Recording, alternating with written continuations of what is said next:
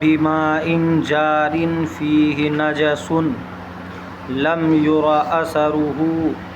أي طعمه أو لونه أو ريحه وبماء جار، اور وضو کرنا جائز ہے، طہارت حاصل کرنا جائز ہے، بماء ایسے پانی سے، جارن جو جاری ہو، فیہ نجس جس میں کوئی نجاست گر گئی ہو، جس میں کوئی نجاست ہو، لم یر اثرہ ایسی نجاست کہ جس کا اثر دکھائی نہ دے رہا ہو،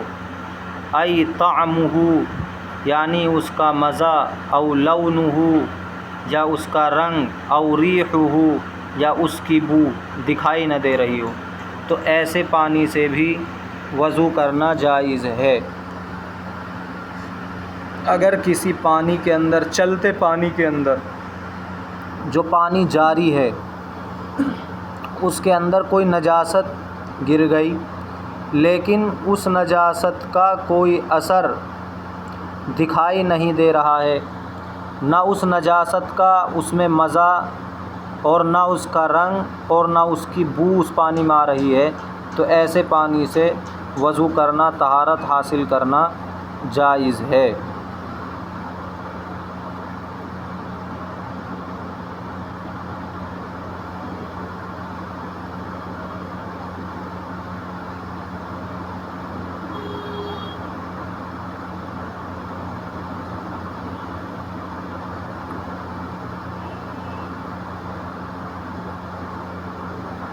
اور یہ جو جاری پانی ہے چاہے جیسا بھی ہو، بس جاری ہونا چاہیے،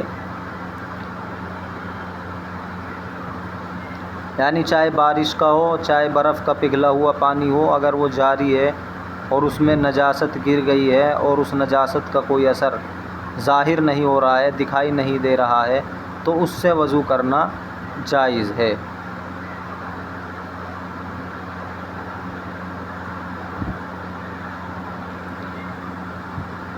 اختلفوا فی حد الجاری، فقہا کا اس میں اختلاف ہے، مائع جاری کی حد میں اختلاف ہے، یعنی جاری پانی کسے کہا جائے گا، تو اس کے اندر اختلاف ہے۔ کیا اختلاف ہے؟ فالحد الذی لیس فی درکہ حرج، تو حد وہ ہے کہ جس کا ادراک کرنے میں، جس کو سمجھنے میں حرج کوئی حرج نہ ہو،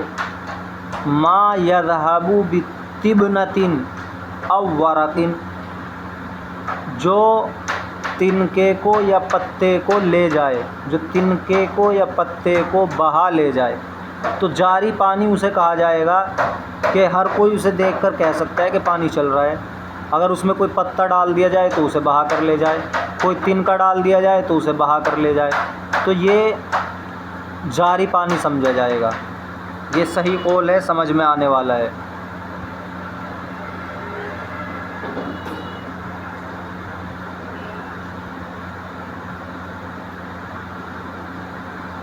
تو کیا اختلاف کیا ہے؟ حاشیہ نمبر 5 میں لکھا ہوا ہے، ای اختلف الفقہاء فی تعریف الماء الجاری، یعنی فقہا نے جاری پانی کی تعریف میں اختلاف کیا ہے۔ تو بعض تو کہتے ہیں کہ جو نجاست کو بہا کر لے جائے وہ جاری پانی ہے، یعنی ایک چلو پانی ہم نے اٹھایا بہتے پانی میں سے، اتنے تک دوسری چلو پانی اس سے اٹھائیں، اتنے تک وہ نجاست کو بہا کر لے جائے، اگر اس میں کوئی نجاست گر جائے تو وہ جاری پانی سمجھا جائے گا۔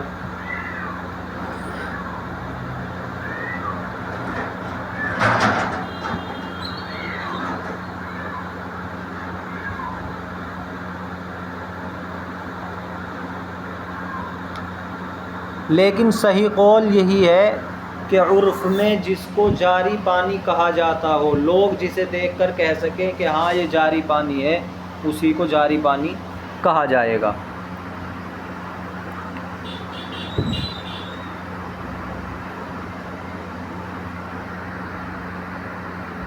وَبِمَاءٍ جَارٍ فِيهِ نَجَسٌ، اور ایسے پانی سے وضو کرنا جائز ہے جو جاری ہو، جس کے اندر ایسی نجاست ہو، لم یرا اثرہ، جس کا اثر دکھائی نہ دے، ای طعمہ او لونہ او ریحہ، یعنی اس کا مزہ، اس کا رنگ، اس کی بو محسوس نہ ہو۔ اختلفوا فی حد الجاری، فقہا نے اختلاف کیا ہے مائع جاری کی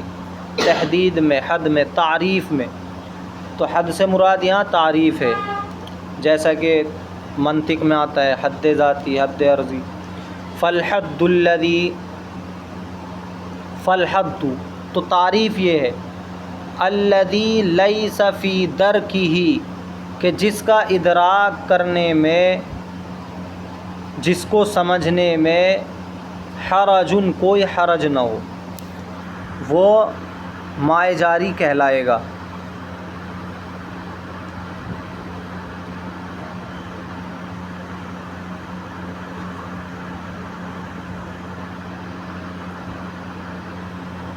ما یذہب بطبنۃ، جو تنکے کو بہا کر لے جائے، او ورق، یا پتے کو بہا کر لے جائے۔ اب یہاں سے ایک مسئلہ بیان فرما رہے ہیں، فَإِذَا سُدَّ النَّهْرُ مِنْ فَوْقٍ، جب نہر کو بند کر دیا جائے اوپر سے، وَبَقِيَّةُ الْمَاءِ تَجْرِي، اور باقی پانی جاری ہو، مع ضعف، آہستگی کے ساتھ، آہستہ سے پانی چل رہا ہو، یجوز بہ الوضوء، تو اس سے وضو کرنا جائز ہوگا۔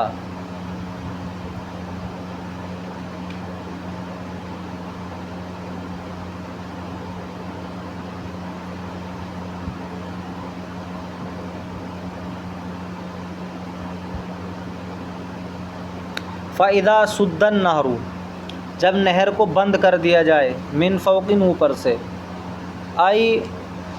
منع جریان الماء، یعنی پانی کے جاری ہونے کو روک دیا جائے،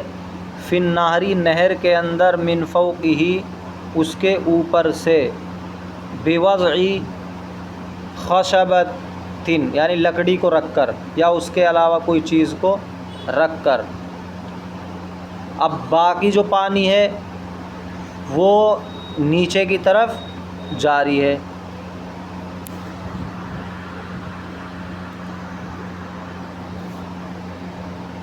نہر میں پانی آتا ہے ایک طرف سے،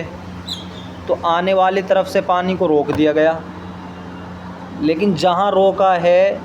تو جو پہلا پانی باقی ہے وہ تو آگے چلے گا، تو اسی پانی کے بارے میں کہہ رہے ہیں کہ اس پانی سے وضو کرنا جائز ہے۔ اذ ہوا ماء جار، اس لیے کہ وہ بھی مائع جاری ہے، کیونکہ مذکورہ تعریف اس پر بھی صادق آ رہی ہے، پانی کا جاری ہونا، اور وہ تنکے کو بہا کر لے جائے یا پتے کو بہا کر لے جائے۔ سمجھ میں آ رہا ہے؟ ارے نہر ایک دور سے چلی ہوئی آ رہی ہے، یہاں سے یہاں تک کی بہہ رہی ہے نہر، ادھر سے پانی آ رہا ہے، یہاں ہم نے روک دیا ادھر سے آنے والے پانی کو، تو جو ادھر ہے یہ تو آگے چلے گا، تو اس پانی سے وضو کرنا جائز ہے، کیونکہ مائع جاری ہے۔ اگرچہ اس کی سپیڈ کم ہو جائے گی، آہستگی سے چلے گا، کیونکہ پیچھے سے کوئی زور نہیں رہا۔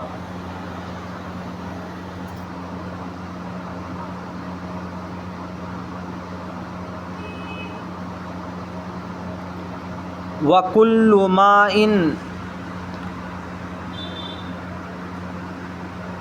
ضعیف الجریان، ہر ایسا پانی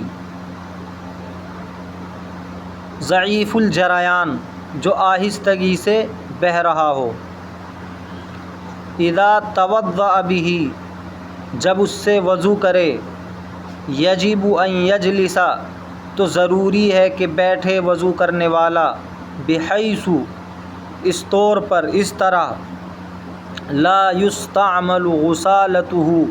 کہ استعمال نہ کیا جائے اس کا مائع مستعمل، او یمکث بین الغرفتین یا ٹھہرا رہے دو چلوؤں کے درمیان، مقدار ما یذهب غسالتہ اتنی مقدار کہ وہ لے جائے، وہ ختم کر دے اس کے مائع مستعمل کو۔ یہاں یہ مسئلہ بیان کیا جا رہا ہے کہ اگر پانی آہستگی سے بہہ رہا ہے، پانی آہستگی سے بہہ رہا ہے تو اب وضو کرنے والا جب اس سے وضو کرے گا تو ایسی جگہ بیٹھ کر وضو کرے، اس طور پر بیٹھ کر وضو کرے کہ جو وضو کرتے وقت پانی گرے گا استعمال شدہ، جیسے ہم نے ہاتھ دھوئے تو ہاتھ دھونے کے بعد جو ہاتھ کا پانی گرا نیچے، یا منہ دھویا منہ کا پانی گرا نیچے، اب دوبارہ جب دوسرے وضو کو دھوئے گا تو وہ پانی دوبارہ سے اس کے ہاتھ میں نہیں آنا چاہیے، بلکہ وہ بہہ کر چلا جائے۔ ایسی جگہ بیٹھ کر وضو کرے، کیونکہ آہستہ آہستہ چل رہا ہے، بالکل آہستہ آہستہ پانی، تو ظاہر سی بات ہے ایک وضو دھویا پانی گر گیا، اتنے وہ آگے نہیں چلے گا، اتنا وہ اٹھا لے گا اسے، تو اس کے ہاتھ میں وہی آ جائے گا استعمال شدہ۔ تو اس طرح سے بیٹھ کر کرے، یعنی ایک چلو میں پانی لیا تو ادھر کو ہو کے دھو لیا تو وہ آگے چلا گیا، پھر یہاں سے اٹھایا۔ ایک طریقہ تو یہ ہے، یا دوسرا طریقہ یہ ہے کہ ایک چلو پانی لیا، ہاتھ دھو لیے، تو اب تھوڑی دیر ٹھہرا رہے، اتنا وہ آہستہ آہستہ پانی چل رہا ہے اس کو بہا کر لے جائے، استعمال شدہ پانی کو بہا کر لے جائے، پھر دوبارہ سے پانی اٹھائے، تو اسی کو بتایا جا رہا ہے یہاں۔ وَكُلُّ مَاءٍ ضَعِيفُ الْجَرَيَانِ اور ہر ایسا پانی کہ جو آہستگی سے بہہ رہا ہو، اذا توضأ بِهِ جب اس سے وضو کرے، یجب تو ضروری ہے، ان یجلس کہ بیٹھے وضو کرنے والا، حیث ایسی جگہ، لا یستعمل غسالتہ کہ استعمال نہ کیا جا سکے اس کا مائع مستعمل، او یمکث بین الغرفتین یا ٹھہرا رہے دو چلوؤں کے درمیان، مقدار ما یذهب غسالتہ اتنی مقدار کہ وہ پانی لے جائے اس کے مائع مستعمل کو۔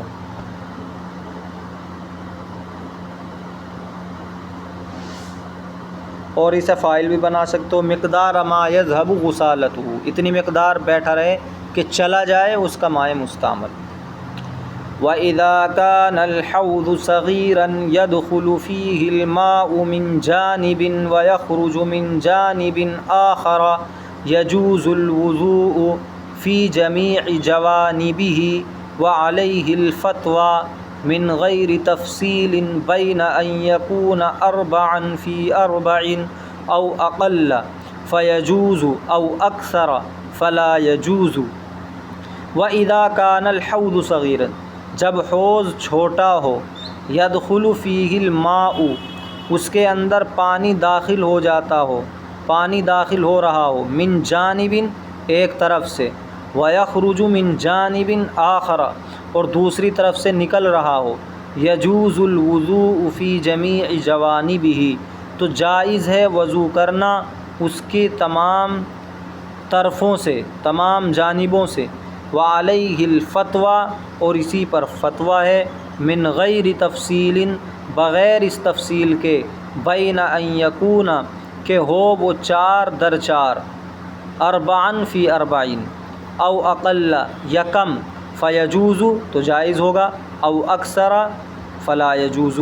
یا زائد ہو تو جائز نہیں ہوگا۔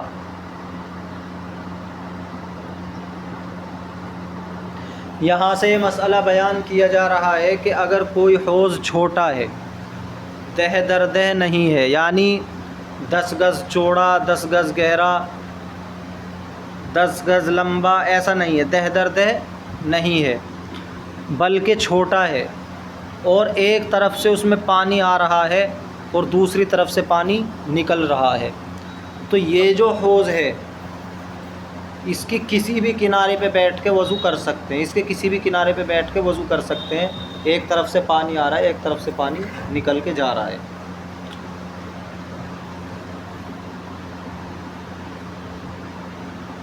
اسی پہ فتویٰ ہے، اس میں یہ تفصیل نہیں ہے کہ یہ 4 گز ہو، یعنی 4 در 4، 4 گز گہرا 4 گز چوڑا، اس طرح کا ہو، ایسی کوئی تفصیل نہیں ہے۔ بلکہ اگر یہ چھوٹا ہے، 10 گز سے چھوٹا ہے، تو پھر ایک طرف سے اگر پانی آتا ہو دوسری طرف سے نکلتا ہو تو کسی بھی کنارے پہ بیٹھ کر وضو کر سکتے ہیں۔ ایسا نہیں ہے جیسا کہ بعض حضرات نے اس میں تفصیل بیان کی ہے کہ بھئی اگر 4 در 4 ہے، 4 گز ہے یا اس سے کم ہے، پھر تو وضو کر سکتے ہیں، کیونکہ جو پانی آ رہا ہے اور ایک طرف سے نکل رہا ہے تو گویا کہ کوئی سائیڈ ایسی نہیں بچ رہی کہ جس میں پانی جمع ہوا رہ جائے، کیونکہ چھوٹا ہے۔ اور اگر اس سے زیادہ ہے تو پھر نہیں کر سکتے، بلکہ پھر جہاں سے پانی آ رہا ہے، جہاں سے نکل رہا ہے، وہیں بیٹھ کے وضو کریں گے۔ تو ایسی کوئی تفصیل نہیں ہے اس میں، بلکہ کسی بھی کنارے سے وضو کر سکتے ہیں۔ وَإِذَا كَانَ الْحَوْضُ صَغِيرًا، اور جب حوض چھوٹا ہو، يَدْخُلُ فِيهِ الْمَاءُ، اس میں ایک طرف سے پانی داخل ہو رہا ہو، وَيَخْرُجُ مِنْ جَانِبٍ آخَرَ، اور دوسری طرف سے پانی نکل رہا ہو، يَجُوزُ الْوُضُوءُ، تو جائز ہے وضو کرنا، فی جمیع جوانبہ، اس کے تمام جانبوں میں۔ کہاں چل رہا ہے سبق؟ وعلیہ الفتویٰ، اور اسی پر فتویٰ ہے، من غیر تفصیل، بغیر اس تفصیل کے کہ ہو وہ 4 در 4 یا اقل، تو جائز ہو جائے گا۔ یعنی یہ تفصیل نہیں ہے کہ 4 در 4 یا کم ہوگا تو جائز ہے، یا زائد ہوگا تو جائز نہیں ہے، ایسی کوئی اس میں تفصیل نہیں ہے۔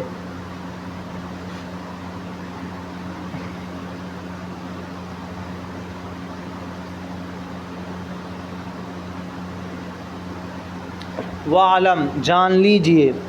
أَنَّهُ إِذَا أَنْتَنَ الْمَاءُ فَإِنْ عُلِمَ أَنَّ نَتْنَهُ لِلنَّجَاسَةِ لَا يَجُوزُ وَإِلَّا يَجُوزُ، حَمَلًا عَلَىٰ أَنَّ نَتْنَهُ بِطُولِ الْمَكْثِ، وَإِذَا سَدَّ كَلْبٌ عَرْضَ النَّهْرِ وَيَجْرِي الْمَاءُ فَوْقَهُ إِنْ كَانَ مَا يُلَاقِي الْكَلْبَ أَقَلَّ مِمَّا لَا يُلَاقِيهِ يجوز الوضوء فی الاسفل وإلا لا۔ قال الفقیہ ابو جعفر رحمہ اللہ تعالی علی هذا ادرکت مشائخی وعن ابی یوسف لا بأس بالوضوء به اذا لم يتغیر احد اوصافہ۔ وعلم، جان لیجیے، انہو اذا انتن الماء، جب پانی بدبودار ہو جائے چاہے وہ پانی ٹھہرا ہوا ہو چاہے جاری ہو، اگر وہ بدبودار ہو گیا، فَإِنْ عُلِمَ، پھر یہ بات معلوم ہو گئی، أَنَّ نَتْنَهُ لِلنَّجَاسَةِ، کہ اس کی بدبو نجاست کی وجہ سے، اس میں کوئی نجاست گری تھی، مل گئی تھی، اس وجہ سے اس کے اندر بدبو آ رہی ہے، لا يجوز الوضوء به، تو پھر اس سے وضو کرنا جائز نہیں ہے۔ تو اگر پانی بدبودار ہے اور یہ علم ہو گیا کہ بدبو کس وجہ سے ہے،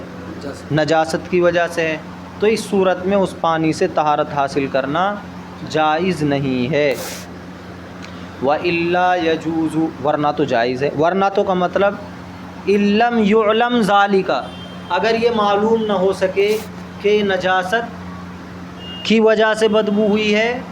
یا کس وجہ سے بدبو ہوئی ہے، تو اگر یہ معلوم نہیں ہے تو پھر اس سے وضو جائز ہے۔ کیوں؟ حملاً علی ان نتنہ بطول المکث، اس بات پر محمول کرتے ہوئے کہ اس کی بدبو زیادہ لمبے زمانے تک ٹھہرنے کی وجہ سے۔ تو اگر ہمیں کسی پانی کے بارے میں علم نہیں ہو رہا ہے کہ اس کے اندر بدبو نجاست کی وجہ سے ہے، تو اس سے وضو کر لیا جائے گا اور یہ سمجھا جائے گا کہ یہ بدبو اس لیے ہو گئی ہے کہ پانی ٹھہرا ہوا ہے ایک لمبے زمانے سے۔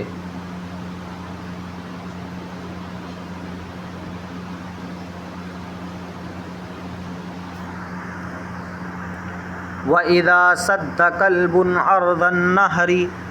اور جب کتا بند کر دے نہر کو، یعنی نہر میں کتا پڑا ہو، جو پانی جاری ہے اس میں کتا گر جائے، اور مراد یہاں مردار، مرا ہوا۔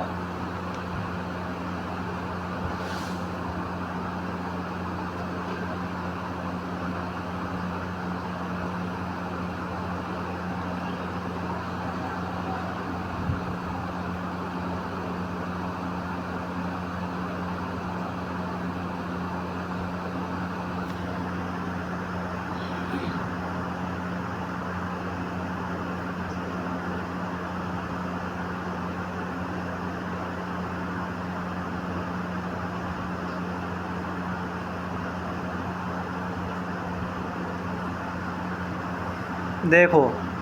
یہ مرا ہوا کتا ہے اور نہر میں پڑا ہوا ہے، اب پانی اس سے مس ہو کے آ رہا ہے، ٹچ ہو کے آ رہا ہے، تو دیکھیں گے جو اس سے ٹچ ہو کے پانی آ رہا ہے وہ زیادہ ہے یا جو اس سے مس ہو کے پانی نہیں آ رہا ہے وہ زیادہ ہے۔ اگر اس سے مس نہ ہونے والا پانی زیادہ ہے اور مس ہونے والا کم ہے تو اس صورت میں اس پانی سے وضو کر لیں گے، اس پانی سے وضو کر لیں گے جو اس سے مس نہیں ہو رہا ہے، نیچے سے جو آ رہا ہے۔ اور اگر زائد اس سے مس ہونے والا ہے تو پھر وضو نہیں کریں گے۔ اگر برابر ہے دونوں تو پھر بھی احتیاط اس میں ہے کہ وضو نہیں کریں گے۔ وَإِذَا سَدَّ كَلْبٌ عَرْضَ النَّهْرِ، اور اگر کتا بند کر دے نہر کو عرض میں، وَيَجْرِ الْمَاءُ فَوْقَهُ، اور پانی اس کے اوپر سے جاری ہو، اس کے اوپر اتر کے پانی آ رہا ہو، إِنْ كَانَ مَا يُلَاقِي الْكَلْبَ أَقَلَّ، اگر وہ پانی جو کہ کتے سے ملا ہوا ہے اقل کم ہو، مما اس پانی سے، لا یلاقیہ جو کتے سے ملا ہوا نہیں ہے، یجوز الوضوء تو وضو کرنا جائز ہے، فی الاسفلی نیچے میں وضو کرنا جائز ہے، یعنی اس جگہ میں کہ جس کے اندر پانی جاری ہے۔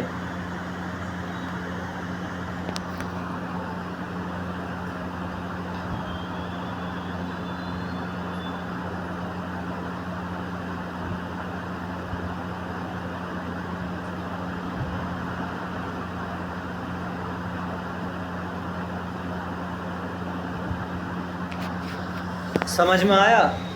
اسفل کسے کہہ رہے ہیں؟ ارے نہر چل رہی ہے، یہاں پہ کتا گر گیا، ادھر سے پانی چل کے آ رہا ہے، تو جدھر سے پانی چل کے آ رہا ہے وہ ہے اعلیٰ اونچی جگہ، جدھر کو جا رہا ہے وہ ہے اسفل۔ تو اب اس پانی کو دیکھیں گے کہ جو کتے سے ٹچ ہو کے جا رہا ہے زیادہ اس سے ٹچ ہونے والا ہے یا ٹچ نہ ہونے والا ہے۔ اگر زیادہ پانی اس سے مس ہو کے جا رہا ہے اور کم پانی ایسا ہے جو اس سے مس نہیں ہو رہا ہے، پھر تو وضو نہیں کریں گے۔ لیکن اگر کم پانی اس سے مس ہو رہا ہے، زیادہ ایسا بچا ہوا ہے جو اس سے مس نہیں ہو رہا ہے، یعنی تو پھر نیچے سے وضو کریں گے۔ نیچے سے وضو کرنے کا مطلب ہے اس کتے سے آگے سے بہہ کر پانی جدھر جا رہا ہے وہ نیچا ہوا نا، اس سے آنے والی طرف سے۔ رہی بات اوپر کی تو وہاں تو کوئی اختلاف نہیں، اوپر تو وضو کر ہی لیں گے، وہ تو نجاست اس میں تھوڑا ہی پڑی ہوئی ہے۔ یہ تو جو اس سے ٹچ ہو کے آگے پانی بڑھ رہا ہے وہی تو ناپاک ہو رہا ہے، اس کے بارے میں مسئلہ ہے۔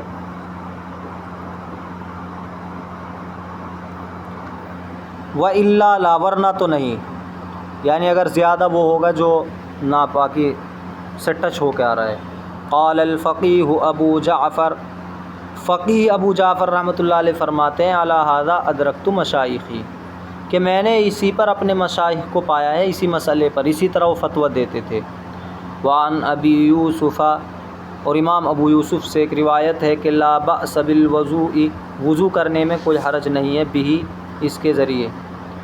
اذا لم یتغیر احد اوصافہ، جب تک کہ نہ بدلے اس کے اوصاف میں سے کوئی وصف۔ یعنی یہ ایسی کوئی قید نہیں لگاتے کہ کتنا پانی اس سے مس ہو کے آ رہا ہے کتنا نہیں آ رہا ہے، اگر اس کے گرنے کی وجہ سے کوئی وصف نہیں بدلا ہے پانی کا تو اس سے وضو کر لیں گے، چاہے سارا پانی اس سے ٹچ ہو کے آ رہا ہو۔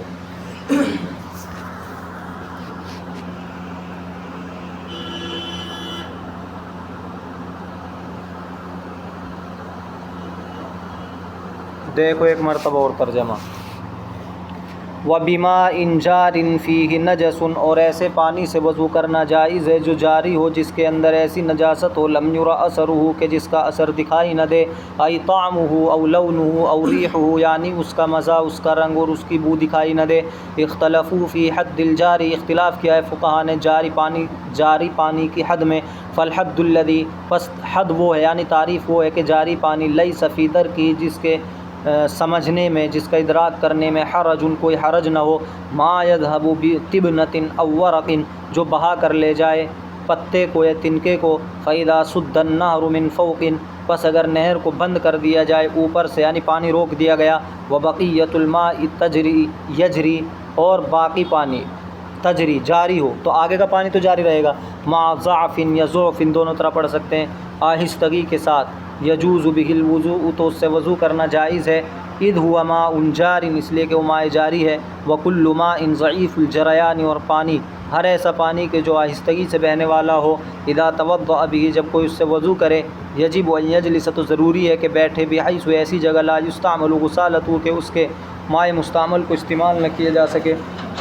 او یمکث بین الغرفتین یا دونوں چولوں کے درمیان ٹھہرے،